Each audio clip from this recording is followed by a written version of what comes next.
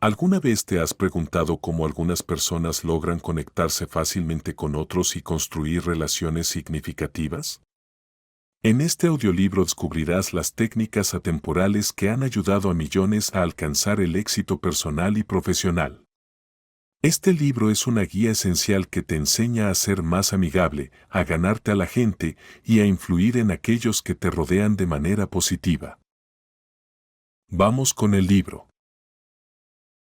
Título: 6 maneras de ganar amigos y hacer aliados. Autor: Dale Carnegie. Para aprovechar al máximo este libro, sigue estos 9 pasos. Paso 1. Cultiva un deseo genuino y fuerte de aprender y dominar las habilidades de relaciones humanas. Paso 2. Lee cada capítulo 2 veces antes de avanzar al siguiente. Paso 3. Reflexiona con frecuencia sobre cómo puedes aplicar lo que estás aprendiendo. Paso 4. Marca con un subrayador las ideas más relevantes.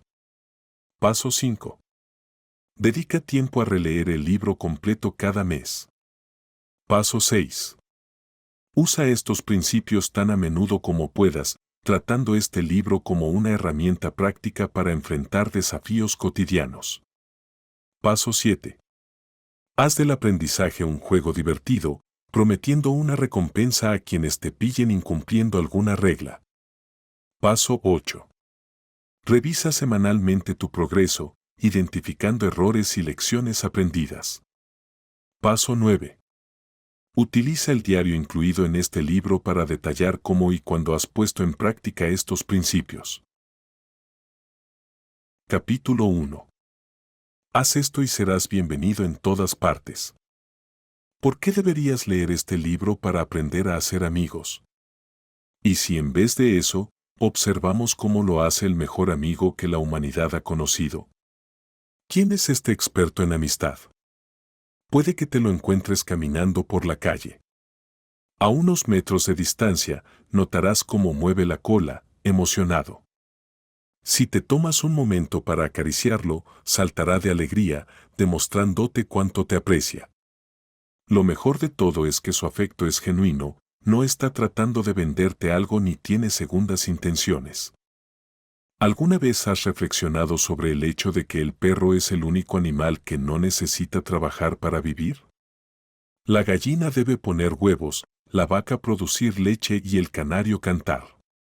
Sin embargo, el perro simplemente necesita mostrar su amor hacia su dueño para ser cuidado.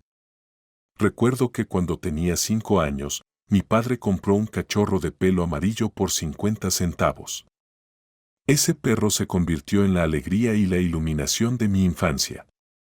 Todas las tardes, a las 4:30, mi perro Tipi se sentaba frente a mi casa, esperando con sus ojos atentos.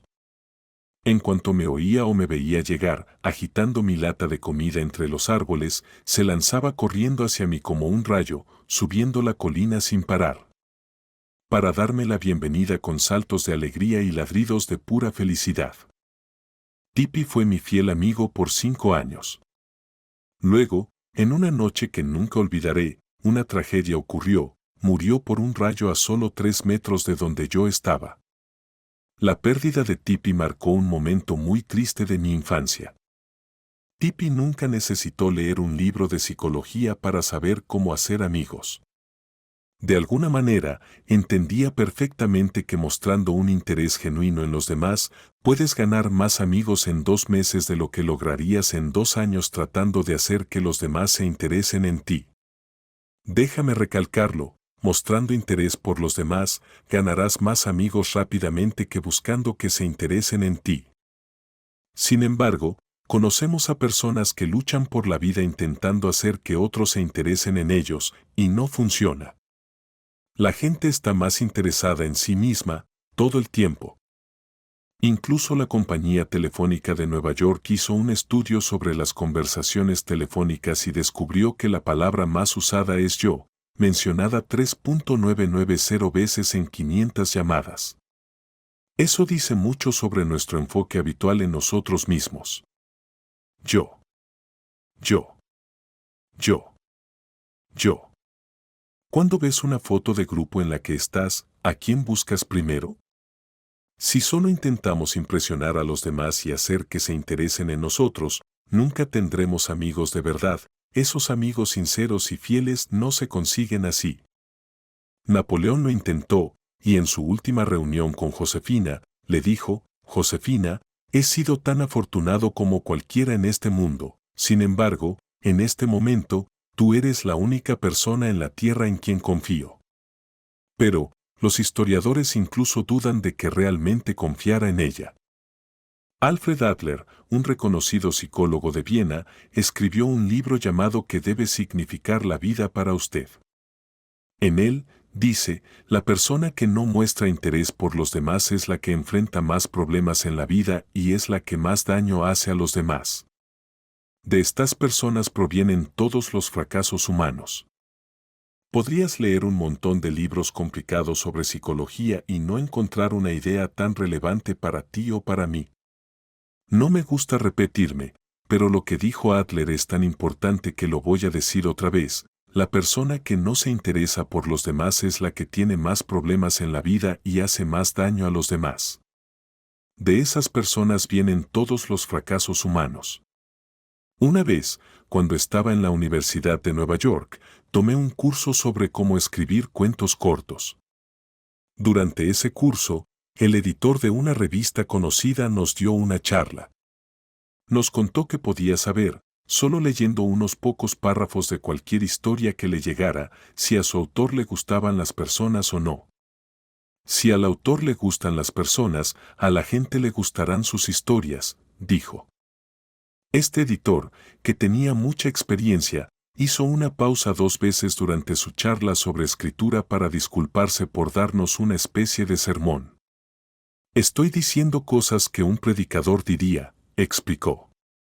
Pero recuerden, deben interesarse por las personas si quieren capturar su interés con sus historias. Si esto es así para quienes escriben cuentos, puedes estar seguro de que es aún más cierto en las relaciones personales. Pasé una noche en el camerino de Howard Siersten la última vez que actuó en Broadway. Siersten era un mago legendario, conocido por sus trucos e ilusiones. Viajó por todo el mundo durante 40 años, sorprendiendo y engañando al público.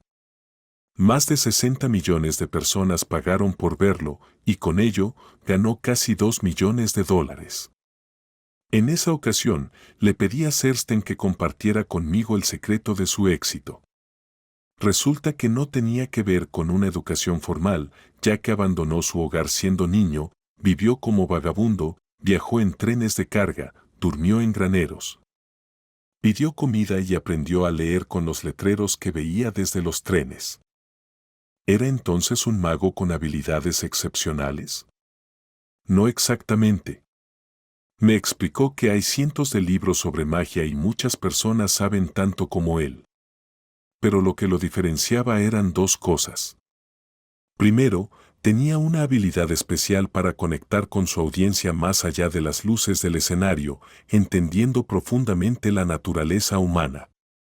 Todo lo que hacía estaba ensayado meticulosamente para captar la atención perfectamente. Pero lo más importante, Siersten se interesaba sinceramente por su público. Mientras que otros magos podían ver al público con desdén, él sentía gratitud y respeto por ellos, comprometiéndose a dar lo mejor de sí en cada actuación, siempre recordándose a sí mismo cuánto amaba a su público. Esta actitud puede parecer ridícula o absurda para algunos, pero simplemente estoy compartiendo lo que me dijo uno de los magos más famosos. George Dyke, de Pensilvania, tuvo que cerrar su negocio de gasolinera después de 30 años debido a la construcción de una autopista. Al principio, la jubilación le aburrió, así que empezó a dedicarse a su viejo violín, asistiendo a conciertos y conociendo músicos. No era un gran violinista, pero su interés genuino en la gente le ganó muchos amigos en el mundo de la música y fue conocido cariñosamente como el tío George, el rascador de violín del condado Kinshasa. A los 72 años, disfrutaba de la vida plenamente, demostrando cómo el interés por los demás puede abrir nuevos caminos, incluso cuando parece que los mejores años han pasado. Uno de los motivos por los que Theodore Roosevelt era tan popular, incluso entre sus empleados, era su capacidad para mostrar interés personal por los demás. James C. Amos, su valet, escribió un libro sobre el llamado Theodore Roosevelt, héroe de su valet, donde cuenta una historia que lo demuestra bien. Una vez, la esposa de Amos le preguntó a Roosevelt cómo era una codorniz, porque nunca había visto una. Roosevelt se tomó el tiempo para describírsela con detalle. Tiempo después, Roosevelt llamó por teléfono a la casita donde vivían Amos y su esposa, que estaba en la propiedad de Roosevelt en Oyster Bay, solo para decirle que había una codorniz fuera de la ventana para que ella pudiera verla. Roosevelt solía hacer este tipo de gestos amables. Siempre que pasaba por su casa, aunque no los viera, los saludaba con un cariñoso Annie o James. ¿Cómo no iban a querer a alguien como Roosevelt? ¿Cómo alguien podría no caerle bien? Un día, Roosevelt visitó la Casa Blanca cuando el presidente Taft y su esposa estaban ausentes. Su genuino aprecio por las personas se mostró al saludar a cada uno de los empleados de la Casa Blanca, incluso a los trabajadores de la cocina. Archie Booth narra cómo Roosevelt preguntó a Alice, una ayudante de cocina, si aún hacía pan de maíz. Cuando Alice le dijo que solo lo hacía para el personal y que a los dueños no les gustaba, Roosevelt bromeó diciendo que tenían mal gusto y que se lo diría al presidente Taft. Roosevelt incluso se llevó un trozo de pan de maíz y lo comió mientras saludaba a los jardineros y empleados a su paso. Habló con todos como solía hacerlo, y que Hoover, un ujier de la Casa Blanca con 40 años de servicio, comentó emocionado que aquel día había sido el más feliz en casi 2 años para el personal, y que ninguno lo cambiaría ni por $100.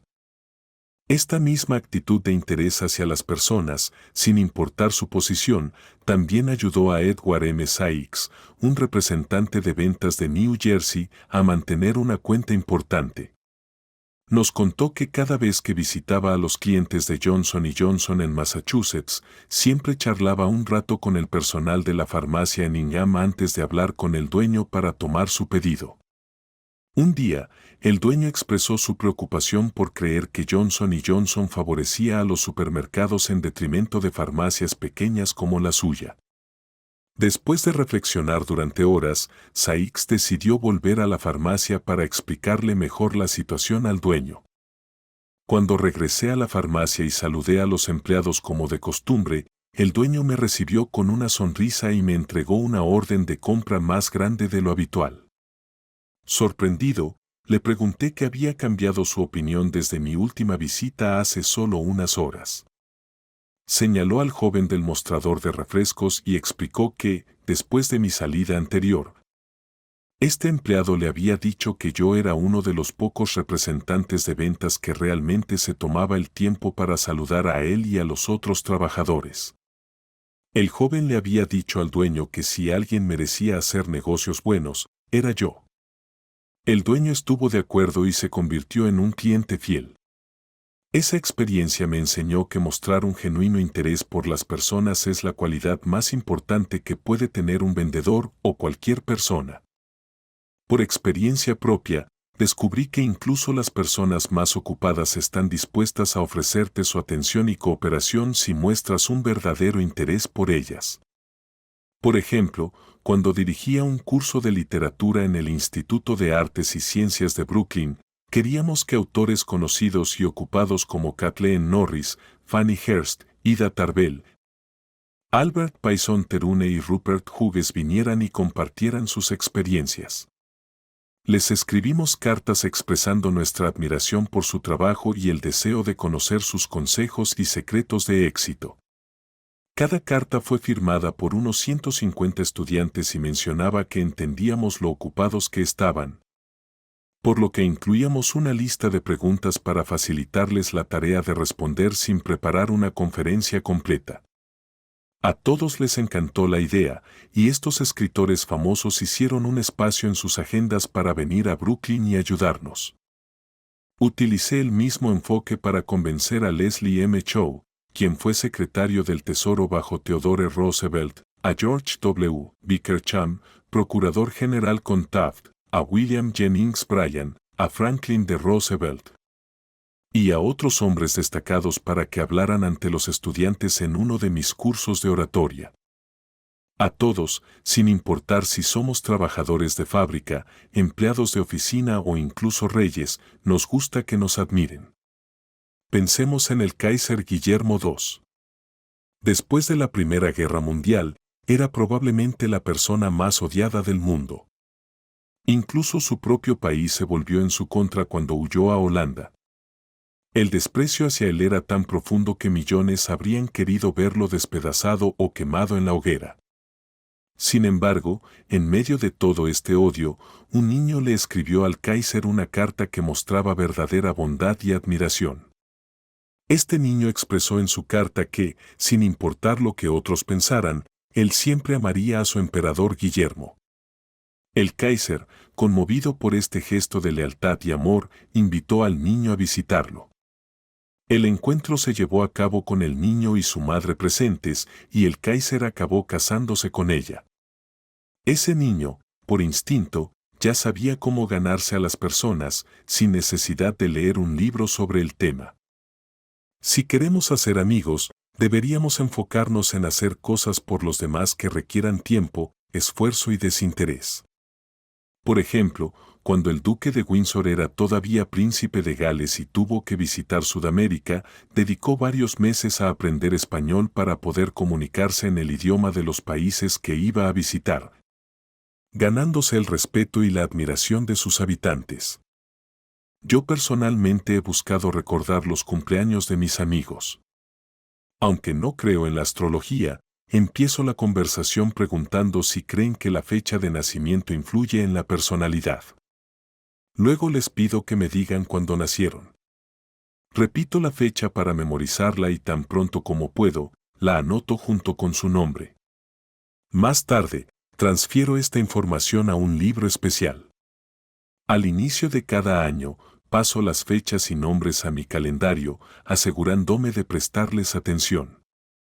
Cuando llega el día, envío una carta o un telegrama, y a menudo soy la única persona que recuerda ese cumpleaños. Esto siempre deja una gran impresión. Para ganar amigos, es importante saludar a las personas con energía y entusiasmo. Lo mismo aplica cuando alguien nos llama por teléfono.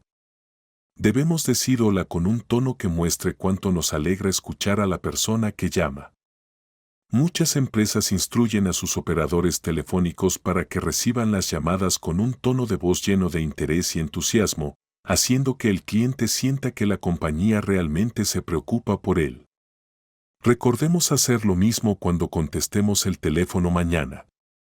Mostrar un interés genuino en los demás no solo nos ayudará a hacer amigos, sino que también puede fomentar la lealtad hacia la empresa por parte de los clientes. Un ejemplo de esto se encuentra en una carta de Madeleine Rosedale, publicada por el National Bank of North America de Nueva York, donde expresa su aprecio por el personal del banco. Todos ellos son corteses, amables y serviciales, lo que hace que la experiencia de esperar en fila y ser recibido con una sonrisa sea agradable. Ella menciona específicamente a Marie Petrusello, una cajera que mostró interés por la salud de su madre hospitalizada durante 5 meses, celebrando su recuperación. Estos gestos de atención y cuidado crean una conexión personal y fidelidad hacia la empresa. ¿Quién podría dudar de que la señora Rosedale seguirá siendo cliente de ese banco? Charles R. Walters, empleado de uno de los grandes bancos de Nueva York, tenía la tarea de elaborar un informe confidencial sobre una empresa. Solo conocía a una persona con la información necesaria, el presidente de una importante empresa industrial. Durante su visita, una secretaria mencionó que no podían darle sellos de correos ese día, y el presidente mencionó que coleccionaba estampillas para su hijo. La reunión con el presidente fue breve y no productiva, ya que éste se mostró evasivo. Walters, sin saber qué hacer, recordó la mención de las estampillas y se dio cuenta de que el departamento extranjero de su banco coleccionaba estampillas de todo el mundo. Al día siguiente, Walters visitó nuevamente al presidente, esta vez llevando algunas estampillas para su hijo. La reacción fue totalmente diferente, el presidente lo recibió con gran entusiasmo, pasando media hora hablando sobre estampillas y mostrando fotos de su hijo. Luego, dedicó más de una hora a proporcionar a Walters toda la información que necesitaba, incluso llamando a empleados y socios para recabar más datos. La disposición a compartir se debió a la conexión personal que Walters logró establecer al mostrar interés genuino en algo que al presidente le importaba mucho. Eso fue, en términos periodísticos, una exclusiva para Walters. Pero veamos otro caso. CM Naple Jr., de Filadelfia, llevaba años intentando vender combustible a una gran cadena de tiendas sin éxito. La compañía prefería seguir comprando a un proveedor lejano, a pesar de que el combustible tenía que pasar justo por delante de la oficina de Naple. Una noche, en una de mis clases, Naple expresó su frustración con las cadenas de tiendas, calificándolas como una plaga para el país, y aún así, se preguntaba por qué no lograba venderle su carbón. Le propuse un cambio de estrategia. Lo que hicimos fue organizar un debate en el curso sobre si la expansión de las cadenas de tiendas beneficia o perjudica al país. Este enfoque permitiría ver la situación desde otra perspectiva y, potencialmente, identificar nuevas maneras de acercarse a estas grandes compañías con una propuesta de valor que finalmente podría resultar atractiva para ellas. Siguiendo mi consejo, Naple tomó la posición de defender a las cadenas de tiendas a pesar de su previa aversión hacia ellas. Se acercó a un directivo de la cadena a la que había criticado y le pidió un favor, no buscando venderle combustible, sino solicitando ayuda para entender mejor los beneficios que estas cadenas aportan, con el objetivo de ganar un debate. El directivo, inicialmente dispuesto a dedicarle solo un minuto, terminó invirtiendo cerca de 2 horas. Lo instruyó sobre el valor y el servicio que las cadenas de tiendas ofrecen, incluso facilitándole materiales de lectura adicionales. Esta experiencia no solo cambió la perspectiva de Naple sobre las cadenas de tiendas, sino que también transformó su relación con el directivo. Al final de la reunión, el directivo expresó su deseo de hacer un pedido de combustible con Naple, mostrando cómo la genuina búsqueda de entender y conectar con los demás puede abrir puertas y transformar relaciones comerciales adversas en colaborativas y fructíferas. Para Naple, el giro en su relación con el directivo de la cadena de tiendas fue casi milagroso. El directivo estaba dispuesto a comprarle combustible sin que Naple lo mencionara, simplemente porque mostró un interés sincero por él y sus desafíos.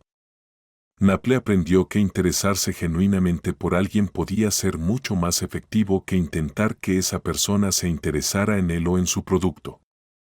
Esta lección no es nueva, ya en la antigüedad, el poeta romano Publio Ciro observó que nos interesamos por quienes se interesan por nosotros. El interés en las relaciones humanas debe ser auténtico y beneficiar a ambas partes, construyendo una relación de reciprocidad. Martin Ginsberg compartió una historia que ilustra el profundo impacto que el interés sincero de una persona puede tener en otra.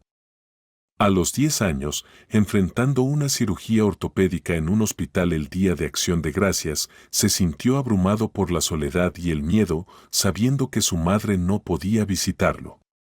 Una joven estudiante de enfermería notó su tristeza y decidió acompañarlo durante ese difícil momento. No solo compartieron una cena de Día de Acción de Gracias en el hospital, sino que ella se quedó con él hasta tarde, mucho después de que terminara su turno, ofreciéndole consuelo y compañía. Esta experiencia dejó una marca indeleble en Ginsberg, recordándole el poder del interés y la compasión humanos en los momentos más difíciles. Si aspiras a ser querido por otros, a forjar amistades verdaderas y a ofrecer tu apoyo a quienes te rodean, beneficiándote en el proceso, recuerda siempre este principio fundamental. Regla número 1. Interésate sinceramente por los demás. Este consejo simple pero poderoso es la base para construir relaciones significativas y duraderas. Al mostrar un interés genuino en las vidas, deseos y necesidades de los demás, no solo enriqueces sus vidas, sino que también enriqueces la tuya. Capítulo 2. Una manera sencilla de causar buena impresión. En una cena en Nueva York, una mujer que acababa de recibir una herencia quiso impresionar a todos. Se había gastado mucho dinero en lujos como pieles, diamantes y perlas, pero su rostro reflejaba amargura y egoísmo. No entendió que la expresión facial es mucho más importante que la ropa.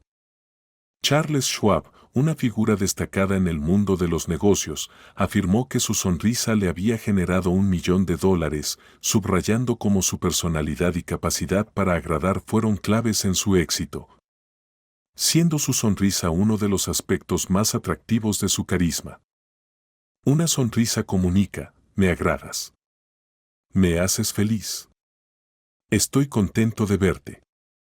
Eso explica por qué los perros tienen tantos amigos, su entusiasmo al vernos es contagioso. Lo mismo ocurre con la sonrisa de un bebé. El doctor Stephen K. Sproul, un veterinario, compartió una anécdota sobre un día en su clínica. La sala de espera estaba llena de gente impaciente hasta que llegó una joven con su bebé y su gatito. El niño sonrió a un hombre que parecía especialmente molesto por la espera, quien no pudo evitar sonreírle de vuelta. Pronto, todos en la sala comenzaron a hablar entre sí, transformando una espera tensa en un momento agradable. Esta historia resalta cómo algo tan simple como una sonrisa puede cambiar completamente el ambiente y conectar a las personas, más allá de cualquier adorno material.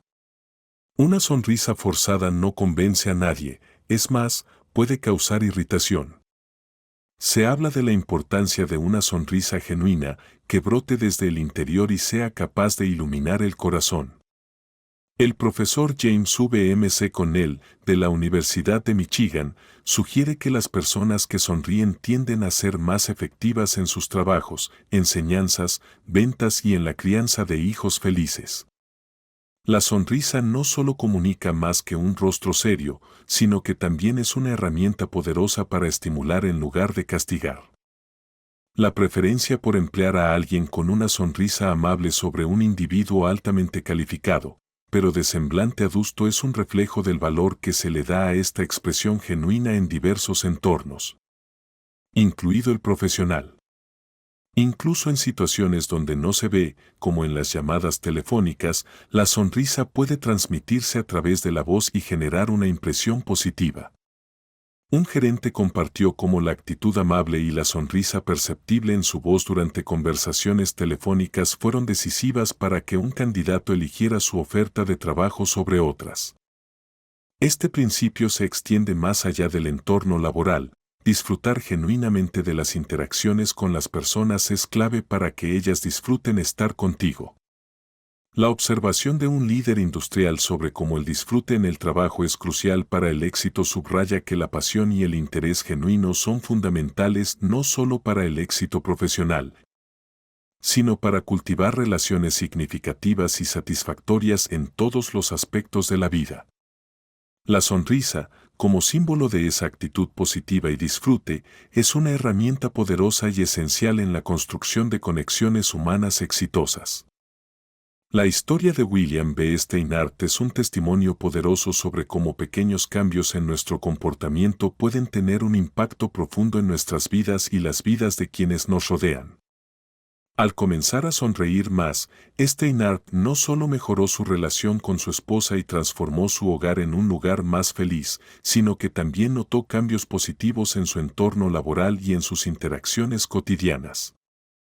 La sonrisa se convirtió en una herramienta para abordar desafíos, resolver conflictos con más facilidad y, en su caso, incluso contribuir a su éxito financiero.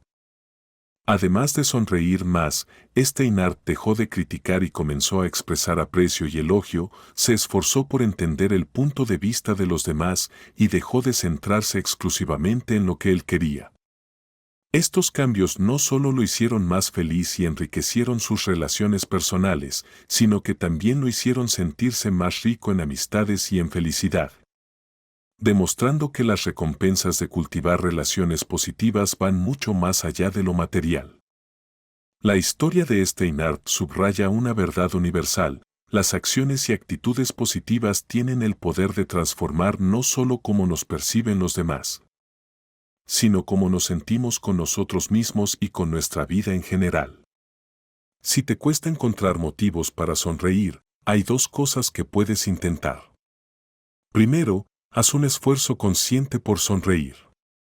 Si estás solo, canta, tararea o silba. Actuar como si estuvieras feliz puede ayudarte a sentirte realmente feliz. El profesor William James tenía una visión similar sobre cómo nuestros actos pueden influir en nuestros sentimientos. Según él, al controlar nuestras acciones, que están bajo el dominio directo de nuestra voluntad, podemos influir en nuestros sentimientos, que suelen ser más difíciles de manejar. Proponía actuar con alegría como un medio voluntario hacia la felicidad, incluso si inicialmente no la sentimos. La felicidad, en gran medida, depende de nuestra actitud y pensamientos internos, no de las circunstancias externas. Lo que pensamos sobre nuestras vidas, y no necesariamente nuestras condiciones materiales o situaciones, determina nuestra felicidad. Esto se refleja en las palabras de Shakespeare, quien sugería que nuestra percepción define nuestras experiencias como buenas o malas, y en la afirmación de Abraham Lincoln, que indicaba que nuestra felicidad es una elección personal. Un ejemplo conmovedor de esta verdad son los niños con discapacidades enfrentando retos físicos con alegría y optimismo, demostrando que la actitud ante la vida puede superar las limitaciones físicas y las condiciones adversas. Esta lección de valor y resiliencia es un poderoso recordatorio de que la felicidad verdadera proviene de nuestro interior y de cómo elegimos enfrentar nuestras vidas, independientemente de las circunstancias externas. María González enfrentó su aislamiento en el trabajo con una simple pero poderosa decisión: tomar la iniciativa de conectar con sus compañeras. Su determinación de sonreír y saludar a las demás transformó completamente su experiencia laboral, convirtiendo un entorno antes impersonal y frío en uno cálido y acogedor, donde incluso pudo forjar amistades. Mira estos consejos de Elbert Hubbard, pero recuerda, aprenderlos no sirve de nada si no los pones en práctica en tu vida diaria. Cada vez que salgas, endereza tu espalda, levanta la cabeza y respira hondo hasta llenarte de aire, disfruta del sol, saluda a tus amigos sonriendo y dale un buen apretón de manos a cada uno. No te preocupes si te malinterpretan y no gastes tiempo pensando en quienes no te quieren. Sé claro sobre lo que quieres hacer y persíguelo sin distraerte. Concéntrate en tus grandes metas, porque con el tiempo encontrarás la manera de alcanzarlas, igual que el coral utiliza el mar para crecer. Imagínate como la persona exitosa y trabajadora que quieres ser, y poco a poco te convertirás en ella. Lo que piensas es lo más importante. Mantén una actitud de coraje, honestidad y positividad. Pensar positivo crea realidades. Todo se logra con deseo, y cada deseo sincero se cumple. Nos transformamos en aquello en lo que ponemos nuestro corazón. Así que mantén la cabeza alta y el pecho hacia afuera, todos llevamos un Dios por dentro esperando despertar. Los chinos sabían mucho sobre la vida y tenían un dicho que deberíamos recordar siempre: no abras una tienda si no sabes sonreír. Tu sonrisa muestra bondad. Ilumina el día de quien la ve. Incluso si ves a muchos de mal humor, tu sonrisa es como un rayo de sol entre las nubes.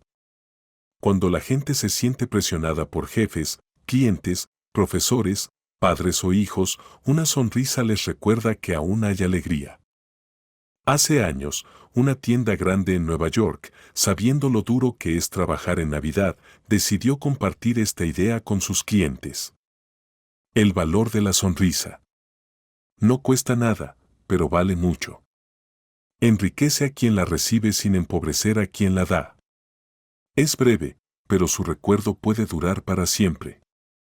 Es esencial para ricos y pobres y puede transformar un hogar o negocio en un lugar feliz. Es un descanso para quien está cansado, un rayo de luz para quien está triste y el mejor remedio contra las preocupaciones. Pero solo tiene valor cuando se da sin esperar nada a cambio. Si durante las compras navideñas nuestros empleados están muy cansados para sonreír, ¿nos regalarías tú una sonrisa? Porque la persona que más necesita una sonrisa es la que no tiene ninguna para ofrecer. Regla número 2. Sonríe. Capítulo 3. Si no haces esto, lo pasarás mal. En 1898, en Rockland County, Nueva York, pasó algo muy triste. Un niño murió y todos se preparaban para su funeral. Ese día, Jim Farley fue a preparar su caballo para ir, pero como había nevado y hacía frío, el caballo, que no había salido en días, se puso a jugar y, accidentalmente, golpeó y mató a Jim Farley. Así, la pequeña comunidad de Stony Point tuvo 2 funerales esa semana. Jim Farley dejó una esposa, 3 hijos y algo de dinero de un seguro. Su hijo mayor, también llamado Jimmy de 10 años, empezó a trabajar en una fábrica de ladrillos, cargando arena y volteando ladrillos al sol. A pesar de nunca tener la oportunidad de estudiar mucho, Jim tenía un don natural para caer bien a la gente, lo que lo llevó a involucrarse en política. Con el tiempo, se volvió increíblemente bueno para recordar nombres. Nunca terminó la secundaria, pero antes de los 46 años, recibió honores de 4 universidades, lideró el Partido Demócrata y se convirtió en el jefe de correos de Estados Unidos. Cuando entrevisté a Jim Farley, le pregunté cómo logró tanto éxito. Me dijo, trabajo duro, pero cuando le pedí más detalles, me contó que podía recordar el nombre de 50,000 personas. Este talento fue clave para ayudar a Franklin D. Roosevelt a llegar a la presidencia. Durante su tiempo como vendedor y cuando trabajaba para el municipio de Stony Point, Jim Farley desarrolló un método para recordar nombres. Empezó simple, cada vez que conocía a alguien, aprendía todo sobre esa persona, nombre completo, familia, trabajo y opiniones políticas. Mantenía todo esto en mente y, cuando veía a esa persona de nuevo, incluso después de un año, podía saludarlo por su nombre, preguntar por su familia y hasta por su jardín. No es de extrañar que lograra tantos seguidores. Antes de empezar la campaña presidencial de Roosevelt, Jim Farley pasó meses escribiendo cientos de cartas diarias a gente de todo el oeste y noroeste de Estados Unidos. Luego, se lanzó a un recorrido de 19 días por 20 estados, cubriendo 12,000 millas en tren, carro, automóvil y hasta canoa. Llegaba a un lugar, se juntaba a comer con la gente y charlaba de manera directa y sincera. Después seguía su camino.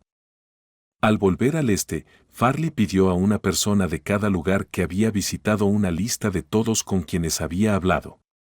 Con miles de nombres recopilados, envió a cada uno una carta personal, tratándolos por su nombre de pila y firmando como Jim.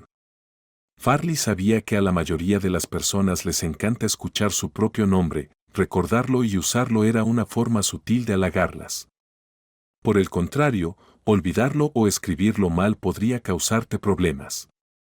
Por ejemplo, una vez, al organizar un evento en París, se cometieron errores al escribir los nombres de los invitados, lo que provocó la molestia de un banquero importante porque su nombre estaba mal escrito.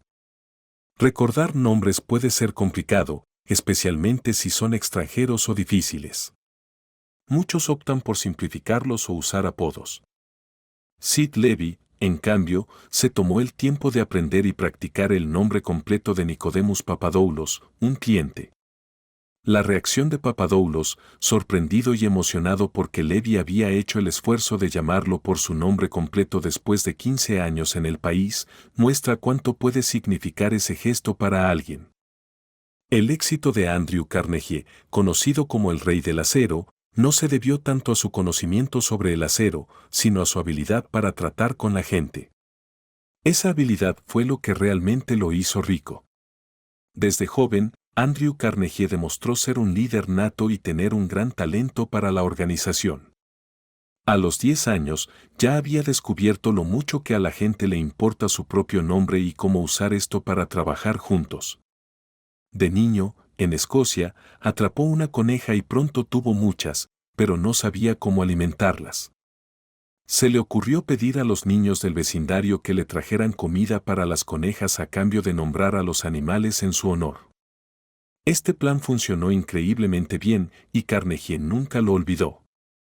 Más tarde, aplicó esta misma idea en el mundo de los negocios para ganar millones. Quería vender rieles de acero al ferrocarril de Pensilvania. Así que, nombró a su gran fábrica de acero en Pittsburgh como Edgar Thomson Trabajos de Acero, por el presidente del ferrocarril, J. Edgar Thomson. No sorprende que cuando el ferrocarril necesitó rieles, le compraron a él. Cuando Carnegie competía con George Pullman por dominar el mercado de los vagones dormitorios, recordó la lección de las conejas. Su empresa y la de Pullman estaban reduciendo sus precios para conseguir el contrato con el ferrocarril Unión Pacífico, lo que les hacía perder dinero. Al encontrarse en Nueva York, Carnegie sugirió fusionar las empresas, destacando los beneficios de trabajar juntos en lugar de competir.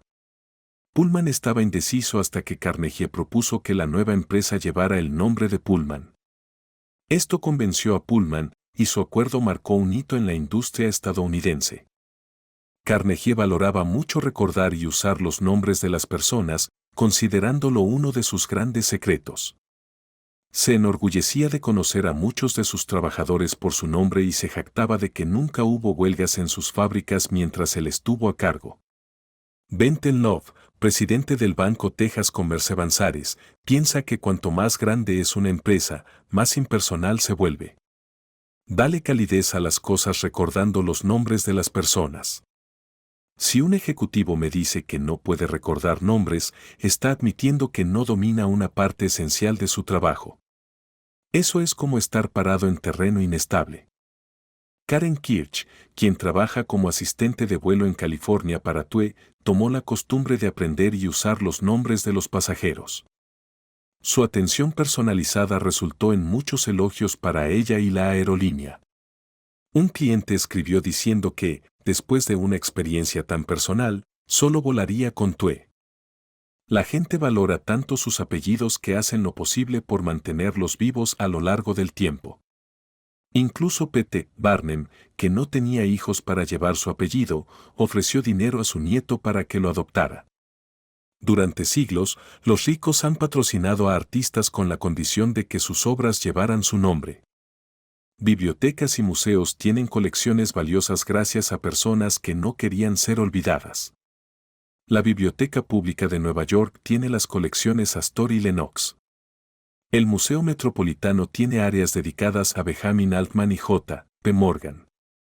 Muchas iglesias y universidades llevan el nombre de sus benefactores. La gente suele decir que no recuerda nombres porque no invierte tiempo y esfuerzo en hacerlo.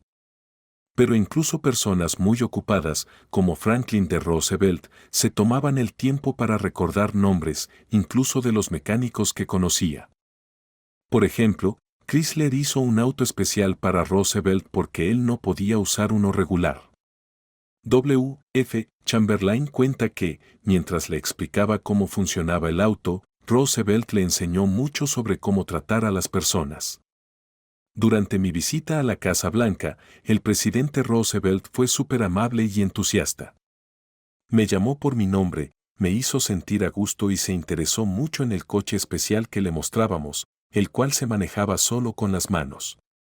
Una vez que lo vio, se maravilló de cómo funcionaba y hasta dijo que le gustaría desarmarlo para entenderlo mejor. Cuando las personas cercanas al presidente elogiaron el auto, Roosevelt destacó enfrente de todos lo mucho que valoraba el trabajo y el esfuerzo invertido en el coche. Se fijó en cada detalle que había sido importante para mí y se aseguró de mostrarle esos detalles a su esposa, a la secretaria de trabajo y a su propio secretario. Incluso involucrando al portero de la Casa Blanca con las valijas especiales que llevaban sus iniciales. Después de que terminé de explicarle cómo manejar el auto, el presidente me dijo que tenía que volver a sus deberes, aunque llevaba media hora retrasando una reunión importante. También había llevado un mecánico conmigo, quien no habló directamente con Roosevelt, pero fue presentado. Antes de irse, el presidente hizo un esfuerzo por buscarlo, estrechar su mano, agradecerle personalmente por venir y usar su nombre correctamente. Esto mostró su genuina gratitud. Pocos días después de volver a Nueva York, recibí una foto autografiada del presidente junto con una nota de agradecimiento. Me impresionó que tuviera tiempo para un gesto así. Roosevelt comprendía bien lo crucial que es recordar nombres y hacer que las personas se sientan valoradas para ganarse su simpatía. A menudo, cuando conocemos a alguien nuevo, olvidamos su nombre casi de inmediato. Pero los políticos saben que recordar los nombres es clave para mantenerse en la memoria de la gente. Olvidar un nombre puede significar ser olvidado en el ámbito político. Recordar nombres es tan crucial en los negocios y en la vida social como lo es en la política. Napoleón III, emperador de Francia, se enorgullecía de recordar el nombre de todos los que conocía, a pesar de su apretada agenda. Si no escuchaba bien el nombre, pedía que se lo repitieran. Si era un nombre poco común, preguntaba cómo se escribía. Durante la conversación, repetía el nombre varias veces y trataba de asociarlo con el rostro y la expresión de la persona. Si consideraba a alguien particularmente importante, Napoleón tomaba aún más medidas. Escribía el nombre en un papel, lo observaba detenidamente, se concentraba en él y luego rompía el papel. Así, lograba una impresión visual además de la auditiva. Esto puede requerir un esfuerzo, pero, como dijo Emerson, los buenos modales se construyen a partir de pequeños sacrificios. La habilidad de recordar y utilizar nombres no es solo para la realeza o altos ejecutivos. Todos podemos beneficiarnos. Ken Nottingham, un trabajador de General Motors en Indiana, solía almorzar en la cafetería de la empresa y notó que la empleada del mostrador siempre estaba de mal humor. Un día, después de notar su nombre en el delantal, la saludó por su nombre, Eunice, y le pidió su sándwich. La reacción fue inmediata, ella le dio mucho más jamón, lechuga y papas fritas de lo habitual. Debemos recordar el poder especial que tiene un nombre, entendiendo que pertenece solo a esa persona, a nadie más. Un nombre distingue a alguien, haciéndolo sentir único entre todos. Cualquier cosa que digamos o preguntemos se vuelve más significativa cuando incluimos el nombre de la persona con quien hablamos. Desde el personal de servicio hasta el director más importante de una empresa, usar el nombre de alguien puede hacer maravillas en nuestras interacciones. Regla número 3. Ten en cuenta que, para cualquier persona, su nombre es el sonido más dulce y significativo en cualquier idioma. Capítulo 4. Fácil manera de convertirte en un buen conversador. Recientemente, fui a una reunión donde se jugaría al bridge en casa de unos amigos. Yo no sé jugar, y había una señora que tampoco sabía. Me contó que trabajé con Lobel Thomas antes de que él empezara en la radio y que había viajado por Europa ayudándolo con sus conferencias de viajes. «Oh, señor Carnegie», exclamó. «Cuénteme sobre todos los lugares que ha visitado». Nos sentamos y me contó que acababa de volver de un viaje por África con su esposo. «África», dije yo. «Qué interesante. Siempre quise ir, pero solo estuve en Argel por un día». «¿Fueron a la zona de Casa Mayor?» «Debe haber sido increíble. Cuénteme sobre África». Ella habló por 45 minutos sobre su viaje, sin preguntarme más sobre los míos. No quería escuchar mis historias, solo quería compartir las suyas. ¿Era única esta señora? No, mucha gente es así. Por ejemplo, una vez conocí a un botánico en una cena en Nueva York. Nunca había hablado con un botánico, y me pareció fascinante. Lo escuché atentamente hablar sobre plantas exóticas, experimentos genéticos y jardines interiores. Como tengo un pequeño jardín en casa, me dio consejos útiles. Aunque había otros invitados, me concentré en hablar con el botánico toda la noche. Al irme, El botánico le dijo a nuestro anfitrión que yo era muy estimulante y un conversador inteligente. ¿Inteligente? Si apenas hablé. No sé nada de botánica. Pero escuchar activamente y mostrar interés en los demás puede hacer que te consideren un buen conversador. Escuché atentamente porque realmente me interesaba lo que mi interlocutor decía, y él lo notó. Estar completamente absorto en lo que alguien más dice es uno de los mayores elogios que podemos dar. Según Jack Botford, casi nadie puede resistirse a la adulación que implica ser escuchado de esa manera. No solo me mostré como un oyente atento, sino que también expresé mi entusiasmo y mi admiración sinceramente. Le dije cuánto me había enseñado y cuánto valoraba sus conocimientos. Así, él terminó pensando que era un buen conversador, aunque en realidad yo había sido un buen oyente que lo alentó a seguir hablando. ¿Cuál es el truco para una reunión de negocios exitosa? Charles W. Eliot, expresidente de Harvard, dijo que no hay ningún misterio, escuchar atentamente a quien habla es crucial. Eliot era un maestro en esto. Henry James recuerda que Eliot no solo escuchaba en silencio, su manera de escuchar era activa, dándote la sensación de que tus palabras realmente importaban y llegaban a su destino. Esto parece obvio, pero muchos negocios no lo aplican. Gastan mucho en publicidad y decoración, pero su personal no sabe escuchar, interrumpen, contradicen y hasta pueden hacer sentir mal al cliente. Un ejemplo de esto ocurrió en Chicago, donde una tienda casi pierde a una clienta habitual que gastaba miles cada año. La señora Henrietta Douglas, tras comprar un abrigo en liquidación y descubrir un desgarro en el forro, volvió para cambiarlo, pero la empleada ni siquiera quiso escuchar su queja. «Lo compraste en liquidación», dijo la empleada, señalando un cartel en la pared. «Mira eso, no se aceptan devoluciones. Si lo compraste, te lo llevas así. Arréglalo tú misma». «Pero está defectuoso», se quejó la señora Douglas. «No importa», la cortó la empleada. «Sin devoluciones significa sin devoluciones». Justo cuando la señora Douglas estaba por irse, furiosa y decidida a no volver, la gerente, que la conocía de años de compras, se acercó.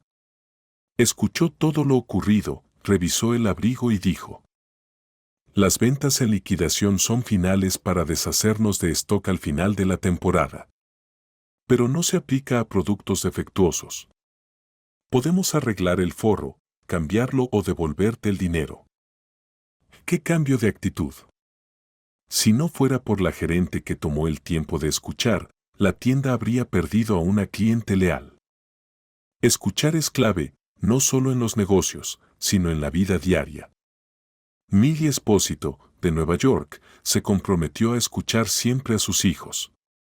Una noche, su hijo Robert le dijo: «Mamá, sé que me quieres mucho». «Claro que sí». ¿Lo dudabas? No, pero sé que es verdad porque siempre dejas lo que estás haciendo para escucharme. Incluso los que se quejan constantemente o critican duramente pueden calmarse frente a alguien que escucha con paciencia y simpatía. Por ejemplo, la compañía telefónica de Nueva York tuvo problemas con un cliente que se quejaba constantemente, insultaba al personal, se negaba a pagar facturas que consideraba incorrectas, escribía cartas a periódicos, presentaba quejas y hasta iniciaba demandas. Finalmente, enviaron a uno de los mejores empleados de la compañía a hablar con el cliente problemático. Este francotirador simplemente escuchó, permitiendo que el cliente se desahogara con sus quejas. El empleado asintió y mostró comprensión. «Me pasé casi 3 horas dejándolo gritar mientras yo escuchaba», contó el empleado en nuestra clase. «Lo visité 4 veces y, para el final de la 4ª visita, me había hecho socio de una nueva organización que quería crear, dedicada a proteger a los usuarios del teléfono. Terminé siendo, por lo que sé, el único miembro aparte del señor X. Le di la razón en todo durante nuestras charlas. Ningún otro empleado le había escuchado así antes y acabó considerándome un amigo. En mis primeras 3 visitas, ni siquiera tocamos el tema que me había llevado hasta allí.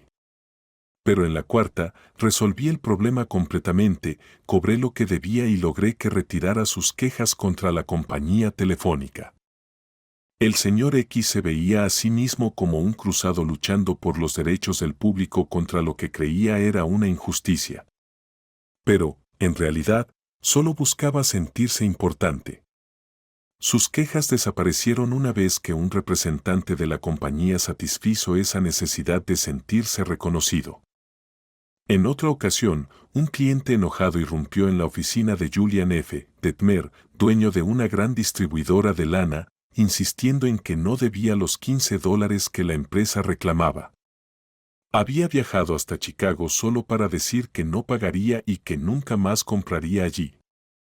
Detmer lo escuchó sin interrumpir, entendiendo que cortarlo sería contraproducente. El cliente finalmente se calmó después de desahogarse. Detmer entonces le agradeció por hacer el viaje para compartir su queja, explicándole que, si el departamento de crédito estaba molestando a un buen cliente como él, podría estar molestando a otros. Lo cual sería malo para el negocio. Detmer terminó diciendo que estaba más agradecido por escuchar al cliente de lo que el cliente estaba por haberse quejado. La reacción del cliente no fue la que esperaba. Había ido a Chicago con la intención de decirme sus verdades, pero en cambio, encontró mi agradecimiento en lugar de enfado. Le aseguré que cancelaríamos la deuda, explicándole que era más probable que él tuviera razón, dado que solo tenía que preocuparse por una cuenta, mientras que nosotros manejábamos miles. Le mostré que entendía su situación y, dado que no quería volver a comprar en nuestra tienda, le recomendé otras fábricas de tejidos. Aunque al principio aceptó a regañadientes mi invitación a almorzar, después de la comida hizo un pedido más grande que nunca. Al volver a su ciudad, revisó sus cuentas, encontró una factura que había pasado por alto y nos envió el pago con una disculpa. Años después, al tener un hijo, lo llamó Detmer en mi honor y se mantuvo como amigo y cliente de la tienda hasta su muerte, 22 años después. Edward Bock, un niño inmigrante holandés que empezó limpiando ventanas y recogiendo carbón, se convirtió en uno de los editores de revistas más exitosos de Estados Unidos. ¿Cómo lo logró? Siguió los principios mencionados en este capítulo. Dejó la escuela a los 13 para trabajar, pero no dejó de educarse. Ahorró para comprar una enciclopedia de biografías americanas y luego hizo algo inusual, leyó sobre hombres famosos y les escribió buscando más información. Era un gran oyente y alentaba a estas personas a compartir sus historias. Escribió al general James A. Garfield, preguntándole sobre su pasado como peón, y Garfield le respondió. Contactó al general Grant sobre una batalla, y Grant le envió un mapa hecho por él e incluso lo invitó a cenar y charlar. Bock tenía solo 14 años en ese momento. Edward Bock escribió a Ralph Waldo Emerson y otros destacados, estimulándolos a compartir historias sobre sí mismos. Pronto, este joven que trabajaba en Western Union estaba intercambiando cartas con algunas de las figuras más notables de Estados Unidos, como Emerson, Oliver Wendell Holmes y Louisa May Alcott. No solo se comunicaba por carta, sino que también los visitaba, siendo bien recibido. Estas experiencias le brindaron una confianza y visión de vida que lo transformaron profundamente, demostrando el poder de los principios discutidos aquí.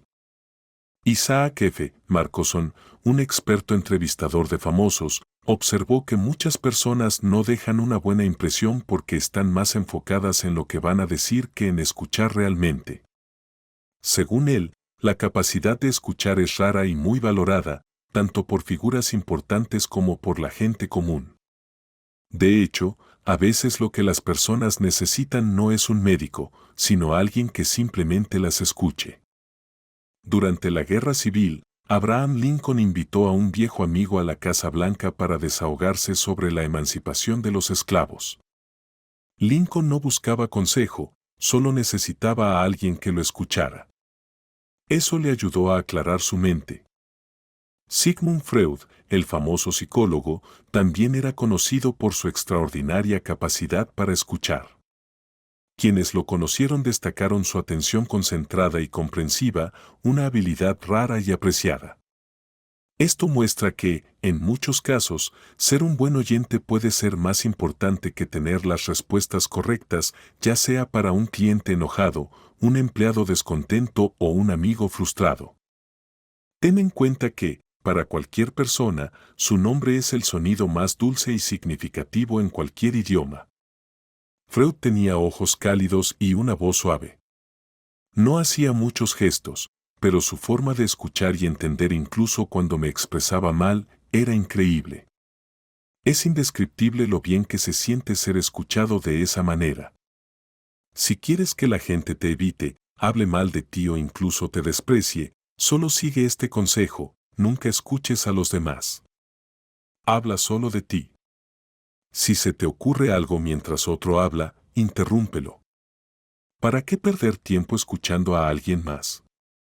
¿Conoces a alguien así? Yo, lamentablemente, sí. Y lo sorprendente es que algunos son bastante conocidos. Son tontos que solo están embriagados con su propia importancia. Alguien que solo habla de sí mismo, solo piensa en sí mismo. Como dice el Dr. Nicholas Murray Butler de la Universidad de Columbia, esa persona no tiene educación, no importa cuánto sepa. Así que, si quieres ser un buen conversador, escucha. Para ser interesante, debes mostrar interés. Haz preguntas que al otro le guste responder. Anímale a hablar de sí mismo y de lo que ha vivido. Recuerda que la persona con quien hablas está mucho más interesada en sí misma, en lo que necesita y en sus problemas, que en ti y tus problemas. Un dolor de muelas para él es más importante que una epidemia en China. Un granito en su cuello es peor que terremotos en África. Ten esto en cuenta la próxima vez que hables con alguien. Regla número 4. Sé un buen oyente. Motiva a la gente a que comparta historias sobre sí misma. Capítulo 5. Cómo interesar a la gente. Todos los que visitaban a Theodore Roosevelt en Oyster Bay se asombraban de cuánto sabía sobre tantos temas diferentes. Ya fuera un vaquero, un político o un diplomático, Roosevelt siempre tenía algo interesante de qué hablar. ¿Cómo lo hacía? Simple, la noche antes de que llegara un invitado, se quedaba despierto hasta tarde informándose sobre algo que sabía que al invitado le interesaba mucho. William Lyon Phelps, un conocido ensayista y profesor, también aprendió esta lección desde joven. A los 8 años, durante una visita a su tía, quedó impresionado con un invitado que solo habló de barcos y navegación, temas que a Phelps le encantaban. Más tarde, su tía le explicó que el invitado, en realidad, no tenía interés en esos temas, pero habló de ellos porque sabía que a Phelps le gustaban. Quería ser amable. Edward L. Chelliff, quien trabajaba con los Boy Scouts, necesitaba un favor grande: que el presidente de una empresa pagara el viaje de un niño a una convención de Boy Scouts en Europa. Antes de pedir el favor, Chelliff comenzó la conversación interesándose en un cheque de $1 millón que el empresario había enmarcado. No empezó hablando de lo que él quería, sino de algo que sabía que interesaba a la otra persona. El resultado fue sorprendente: en lugar de enviar a un solo niño a Europa, el empresario decidió enviar a 5 niños y a Chelliff, dándoles además una carta de crédito por $1,000 y cartas de presentación para facilitar su viaje. Incluso los recibió en París para mostrarles la ciudad. Desde entonces, ha apoyado continuamente al grupo de Chelliff. Estas historias demuestran que hablar de los intereses de la otra persona, más que de los propios, no solo es una manera de ser cortés, sino también una estrategia efectiva para construir relaciones fuertes y significativas. Sé que si no hubiera encontrado primero lo que más le interesaba a esta persona y hablado de eso, no habría sido tan fácil persuadirlo. ¿Funciona esta estrategia en los negocios? Veamos el caso de Henry G. Duvernoy, de la panadería Duvernoy Sons en Nueva York. Quería ser el proveedor de pan de un hotel, pero a pesar de intentarlo durante 4 años, no tuvo éxito. Iba a las mismas fiestas que el gerente del hotel, hablaba con él siempre que podía, e incluso se hospedó en el hotel para intentar cerrar el trato, pero nada funcionó. Entonces, Duvernoy decidió cambiar su estrategia. Se puso a investigar qué era lo que realmente le interesaba al gerente del hotel. Descubrió que el gerente estaba muy involucrado en una asociación de hoteleros llamada Hotel Grites. No solo era miembro, sino que su pasión por la asociación lo había llevado a ser presidente, tanto a nivel nacional como internacional. El gerente asistía a todas las convenciones, sin importar lo lejos que estuvieran. Así que, al día siguiente cuando vi al gerente, empecé a hablarle de su organización. La respuesta fue increíble. Me contó con mucho entusiasmo sobre el tema durante media hora. Claramente, esta asociación era lo que más le apasionaba. Antes de irme, prácticamente me convenció de unirme a su sociedad, sin que yo mencionara nada sobre el pan. Unos días después, un empleado del hotel me llamó para pedir muestras y precios de nuestro pan. No sé qué le hiciste al gerente, pero está muy contento contigo, imagínate. 4 años intentando que comprara nuestro pan sin éxito, y la situación cambió cuando finalmente me tomé el pequeño esfuerzo de averiguar sus intereses y hablar sobre ellos.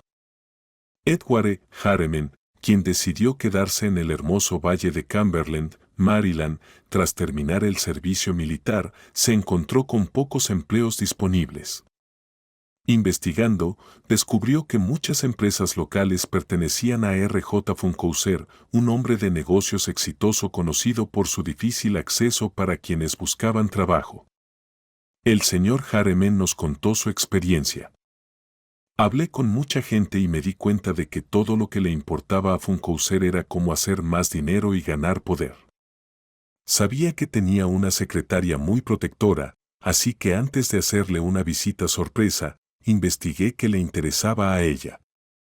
Llevaba unos 15 años trabajando con Funkhouser y cuando le mencioné que tenía una idea que podría beneficiarlo financieramente y elevar su perfil político, se mostró interesada. También hablamos sobre cómo ella había contribuido al éxito de Funkhouser. Después de esa charla, conseguí una cita con él. Cuando entré a su oficina, que era enorme y muy impresionante, estaba decidido a no pedirle un trabajo directamente. Funkhouser me recibió con un tono fuerte. ¿Qué quieres, joven? Señor Funkhouser, creo que puedo ayudarlo a ganar más dinero. Eso captó su atención. Se levantó, me ofreció sentarme y escuchó mis ideas y mi experiencia, especialmente cómo podían beneficiarlo a él y a sus empresas. R.J., como lo conocí después, me contrató en el momento. He trabajado para él durante 20 años y he crecido junto con sus empresas. Hablar sobre lo que le interesa al otro ayuda a ambos. Howard Z. Ersig, un experto en comunicación de negocios, siempre ha practicado esto. Cuando se le preguntó qué ganaba con ello, Ersig dijo que cada persona le ofrecía algo único, lo cual siempre enriqueció su vida. Regla número 5. Habla siempre del tema que interese a los demás. Capítulo 6. Cómo hacerse agradable ante las personas instantáneamente.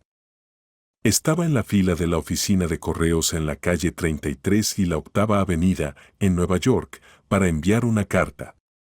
Vi que el empleado que me atendía parecía cansado de hacer siempre lo mismo: pesar cartas, entregar sellos, dar vuelto y escribir recibos, día tras día. Entonces pensé, voy a hacer que este tipo se sienta bien. Para lograrlo, tengo que decirle algo bonito, pero sobre él, no sobre mí.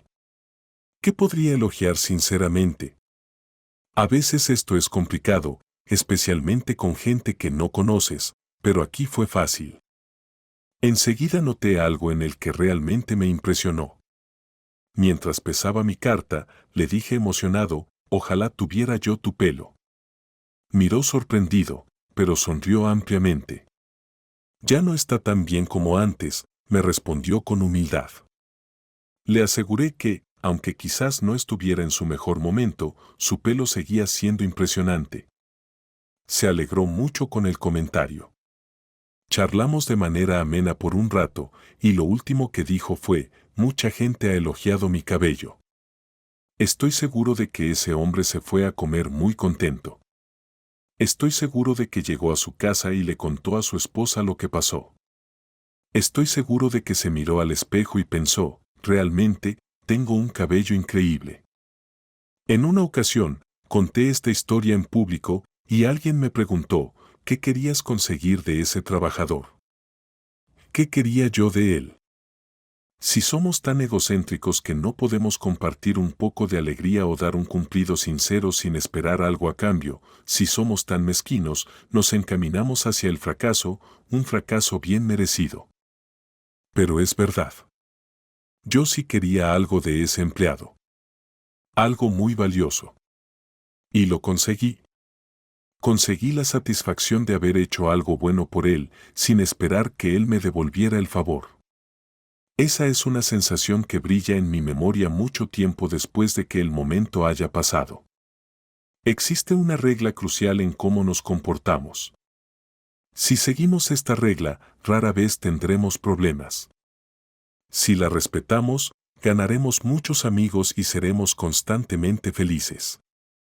Pero si la ignoramos, nos encontraremos en un sinfín de problemas. La regla es simple, haz que la otra persona se sienta valorada. El profesor John Dewey dijo que querer sentirse importante es lo que más motiva a las personas, y el profesor William James afirmó que el deseo más grande de la gente es ser apreciada. Como he mencionado antes, esta necesidad nos distingue de los animales y es la base de nuestra civilización. Los pensadores han estado intentando entender cómo nos relacionamos entre nosotros durante miles de años. De todas sus ideas, solo ha surgido un consejo verdaderamente importante. No es algo nuevo. Es tan antiguo como la historia misma. Zoroastro lo enseñó en Persia hace 3000 años. Confucio lo compartió en China hace 24 siglos. Lao Tse, el creador del taoísmo, lo transmitió a sus seguidores en el Valle de Lan. Buda lo predicó en las orillas del Ganges 500 años antes de nuestra era. Jesús lo enseñó en las montañas de Judea hace 19 siglos. Jesús lo resumió en una idea que es, probablemente, el principio más importante de todos: trata a los demás como te gustaría ser tratado. Tú buscas la aprobación de las personas con las que te encuentras. Quieres que se valoren tus logros y sentirte importante en tu entorno. No estás interesado en cumplidos falsos, pero sí en que te aprecien de verdad. Esperas que tus amigos y conocidos sean, como dijo Charles Schwab, cálidos en su aprobación y generosos en sus elogios. Todos queremos eso. Entonces, sigamos la regla de oro, tratemos a los demás como queremos ser tratados. ¿Cuándo? ¿Dónde? ¿Cómo? La respuesta es simple: siempre y en todo lugar. David G. Smith, de Eau Claire, Wisconsin, compartió en una de nuestras clases cómo abordó una situación complicada cuando le pidieron que se encargara de la venta de refrescos en un concierto benéfico. Cuando llegué al parque para el concierto, vi a dos mujeres mayores algo gruñonas cerca del puesto de refrescos. Parecía que ambas pensaban que estaban a cargo. Mientras yo estaba indeciso sobre qué hacer, alguien del comité organizador se me acercó y me entregó una caja con cambio, agradeciéndome por aceptar dirigir el puesto. Luego me presentó a Rose y Jane, mis ayudantes, y se fue. Hubo un silencio largo. Me di cuenta de que la caja con cambio simbolizaba autoridad, así que se la di a Rose, diciéndole que no sabía cómo manejar el dinero y prefería que ella lo hiciera. Le pedí a Jane que se encargara de dar instrucciones a las dos chicas que teníamos para atender al público, enseñándoles cómo servir, y la dejé a cargo de esa parte. Pasamos una noche perfecta, Rose contenta contando el dinero, Jane supervisando a las chicas y yo disfrutando del concierto. No necesitas ser elegido para un puesto importante para usar esta idea de apreciar a los demás. Casi todos los días puedes lograr cosas asombrosas con ella. Por ejemplo, si la camarera te trae puré de papas en lugar de papas fritas, simplemente dile amablemente que prefieres las papas fritas. Ella estará encantada de complacerte porque has mostrado respeto por ella. Pequeñas frases como lamento molestar, podría ser tan amable de puedes por favor o gracias son señales de buena educación y hacen que la vida diaria funcione sin problemas. Un ejemplo más, las novelas de Holcomb fueron muy populares en su época. A pesar de que solo fue a la escuela durante 8 años y era hijo de un herrero, cuando murió era uno de los escritores más ricos. ¿Cómo lo logró? Resulta que a Holcomb le encantaban los sonetos y las baladas y admiraba mucho la poesía de Dante Gabriel Rossetti. Escribió un artículo elogiando el trabajo del poeta y se lo envió. Rossetti quedó impresionado y pensó, alguien que piensa tan bien de mi trabajo debe ser brillante. Así que lo invitó a trabajar como su secretario en Londres. Este fue un gran cambio en la vida de Holcomb, porque allí conoció a otros escritores importantes. Siguiendo sus consejos, Holcomb comenzó una carrera que lo llevó al éxito en el mundo de la literatura. Su hogar, Greva Castle, en la Isla del Hombre, se convirtió en un destino popular para turistas de todo el mundo y al morir dejó una herencia de millones de dólares. Sin embargo, podría haber terminado pobre y desconocido si no hubiera expresado su admiración por un hombre famoso. Esto demuestra el increíble poder de la apreciación genuina. Rossetti se consideraba importante, lo cual no es sorprendente, ya que la mayoría de nosotros nos vemos a nosotros mismos de esa manera. Una simple muestra de importancia puede cambiar por completo la vida de alguien. Ronald J. Rowland, quien enseña en California, nos contó sobre un estudiante de su clase de artesanías llamado Chris. Chris era un chico muy callado y tímido, sin mucha confianza en sí mismo. A menudo pasaba desapercibido en clase. También enseñó una clase avanzada que se considera un símbolo de estatus, ya que es un privilegio especial asistir a ella. Un miércoles, mientras Chris trabajaba duro en su mesa, sentí que tenía un potencial oculto. Le pregunté si le gustaría unirse a la clase avanzada. Su reacción fue increíble, sus emociones eran evidentes, tratando de contener las lágrimas. ¿En serio, señor Rowland? ¿Puedo hacerlo bien?, le preguntó Chris, con lágrimas de emoción. En ese momento, me conmoví tanto que tuve que apartarme para contener mis propias lágrimas. Cuando Chris salió de la clase ese día, parecía más alto y me miró agradecido. Gracias, señor Rowland. Chris me enseñó una lección que nunca olvidaré, todos deseamos sentirnos importantes. Para recordarlo siempre, hice un cartel que dice, eres importante. Lo tengo en el aula, donde todos puedan verlo, para recordarme que cada estudiante es igualmente valioso. La verdad es que casi todas las personas que conoces se consideran mejores que tú en alguna manera. Una forma efectiva de ganarte su simpatía es mostrándoles, de una manera muy sutil, que valoras y reconoces sinceramente lo que los hace importantes.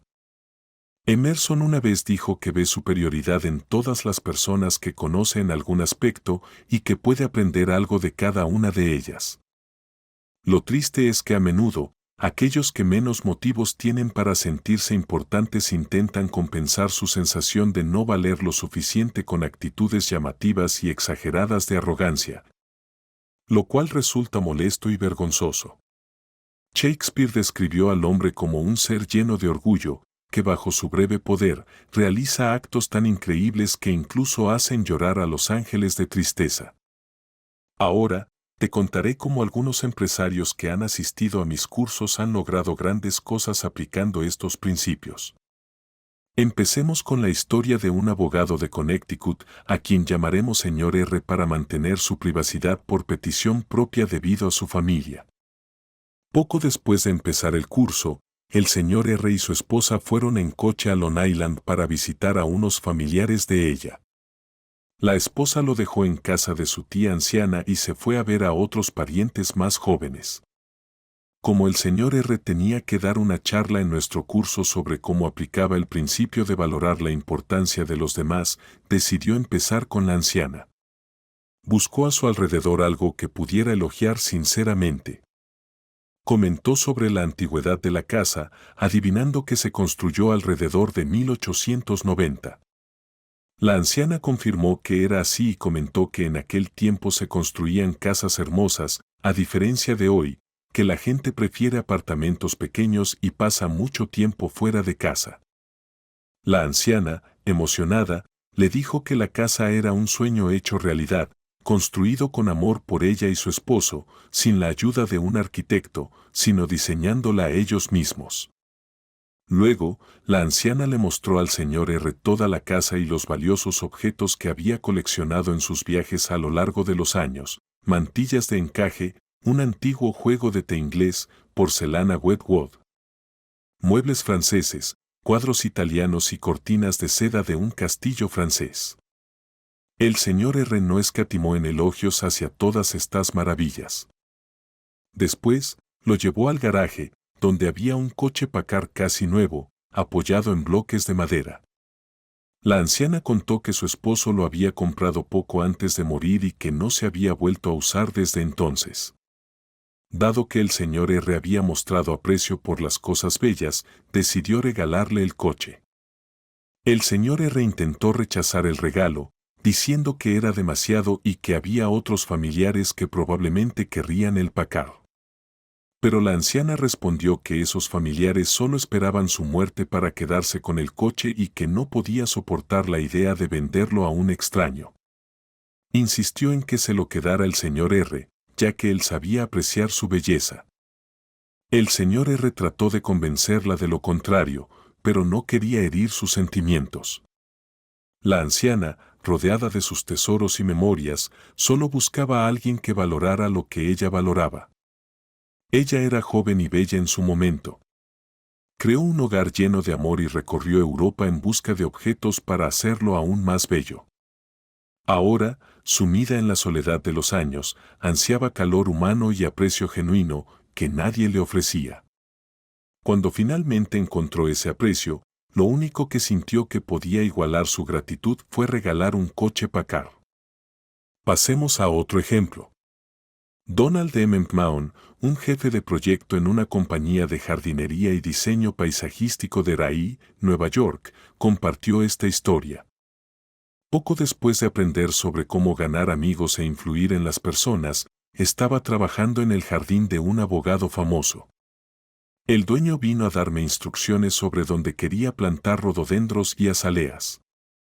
Le comenté lo mucho que admiraba su afición por los perros y cómo sabía que sus perros ganaban premios en el show canino del Madison Square Garden cada año. Quedó impresionado por este pequeño gesto de apreciación. El juez me dijo que disfrutaba mucho con sus perros y me preguntó si me gustaría ver la perrera. Pasamos casi una hora viendo los perros y sus premios. Incluso me mostró sus certificados de pedigrí y me habló sobre sus linajes. Luego, al enterarse de que tenía un hijo, me ofreció un perro como regalo. Empezó a explicarme cómo cuidarlo, pero se detuvo, pensando que podría olvidar las instrucciones. Decidió escribirme todo lo necesario.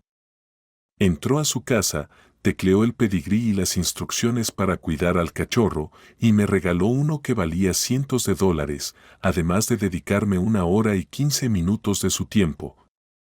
Todo porque realmente valoré su afición. George Eastman, conocido por las cámaras Kodak e inventor del film transparente que permitió el desarrollo del cine moderno, acumuló una fortuna de $100 millones y se convirtió en uno de los empresarios más reconocidos del mundo. A pesar de su éxito, buscaba que se valoraran sus logros tanto como cualquiera de nosotros. Por ejemplo, hace años, Eastman decidió fundar la Escuela de Música Eastman en Rochester y construir el Kilbourne Hall, un teatro dedicado a su madre. James Adamson, presidente de Superior Seating Company en Nueva York, quería conseguir el contrato para suministrar las butacas para 2 edificios. Contactó por teléfono al arquitecto a cargo y luego organizó una reunión con el señor Eastman en Rochester. Al llegar, el arquitecto le advirtió que tendría muy pocas chances de conseguir el contrato si hacía perder más de 5 minutos al señor Eastman, quien estaba muy ocupado. Le sugirió ser directo y breve. Adamson tomó este consejo en serio. Al entrar en la oficina, vio a Eastman trabajando intensamente en sus papeles. Eastman lo saludó cordialmente y le preguntó cómo podía ayudarles. Adamson comenzó halagando la oficina, diciendo que le encantaría trabajar en un espacio así, destacando su experiencia en decoración interior en madera y mencionando que nunca había visto una oficina más hermosa. Esto hizo que Eastman recordara lo mucho que le gustaba su oficina cuando era nueva.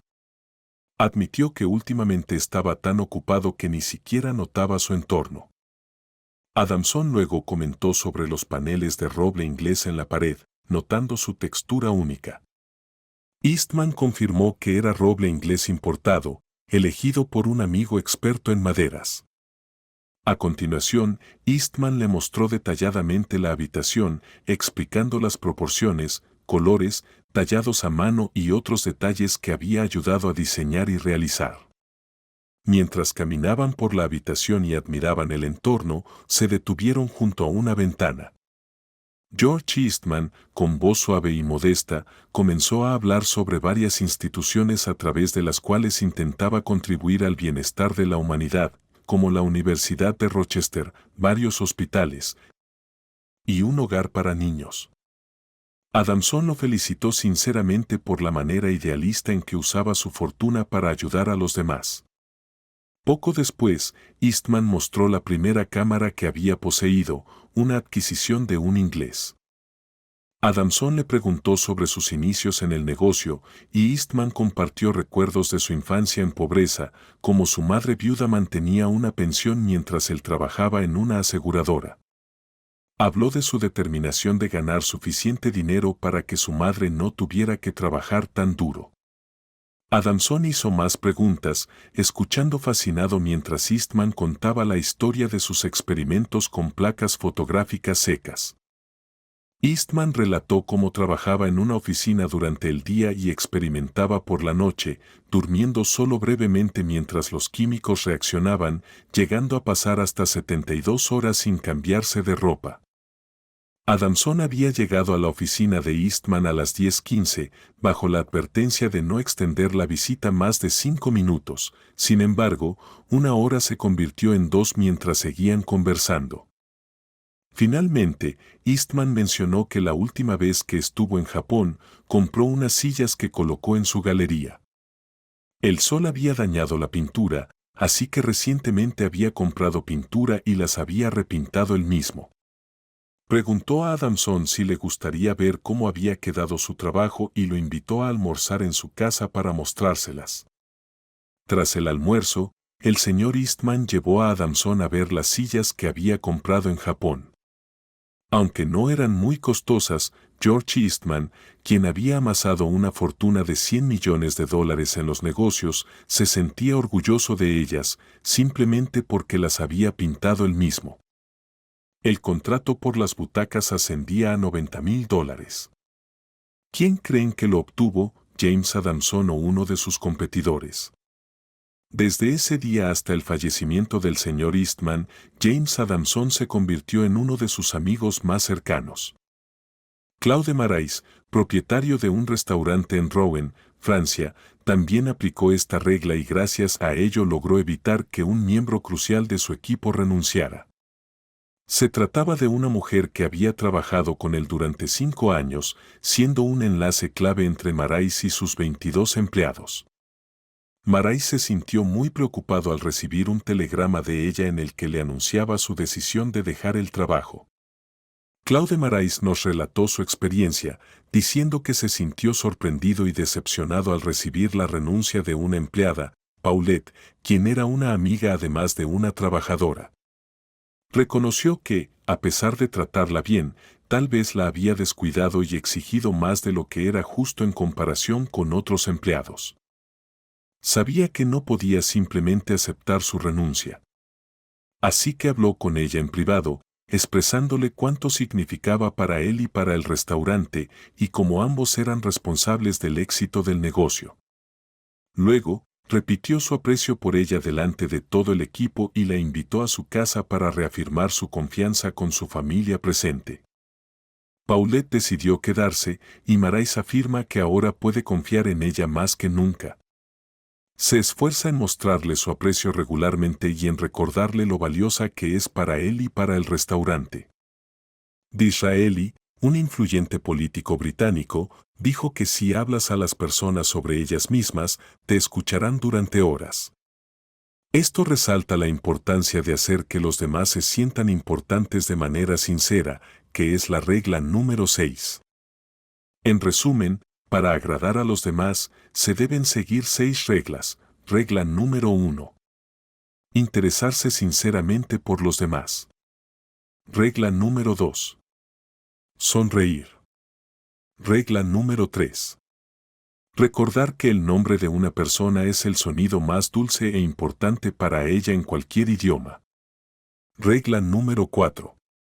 Ser un buen oyente y animar a los demás a hablar de sí mismos. Regla número 5. Hablar de lo que interese a los demás. Regla número 6. Hacer que la otra persona se sienta importante y hacerlo de manera sincera.